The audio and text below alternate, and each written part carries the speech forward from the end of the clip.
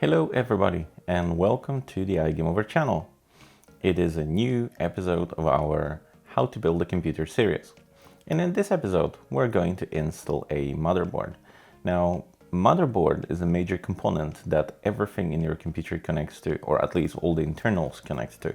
It's like this central nervous system, so to speak, right? Your processor, your hard drives, graphics cards, you name it, everything is connected to the motherboard, so it is pivotal that you install it right. When you look at the motherboard, you can see that it has a lots of circuits and everything like that, so it's a little fragile, so you need to take care of what you're doing with it. But saying that, it is not all that scary and it is not all that difficult to actually install a motherboard. Let me show you how. First of all, let us look at the layout of motherboard and where everything will go. This is where you will install your processor. Here you'll install your RAM memory, and here you'll install your graphics card. Let us also take a look at the back I/O or input-output panel. Each motherboard's I/O is a little different, but on this particular motherboard we can see our audio connectors, a LAN port, 6 USB ports, HDMI port, DVI port for your display, Wi-Fi connector, and an old keyboard connector. Now that we are familiar with our motherboard, let us proceed to installation. Your motherboard will go here.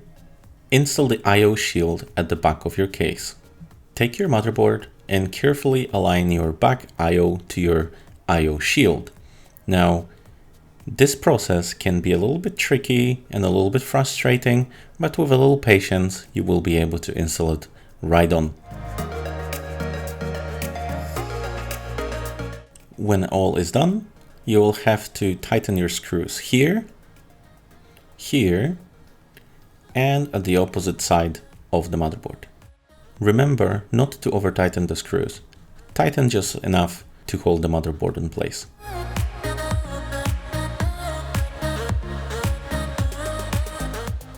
Next, install your front panel connectors.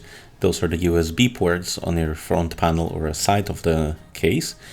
Note that every motherboard is a little different and you will need to consult your manual in order to proceed.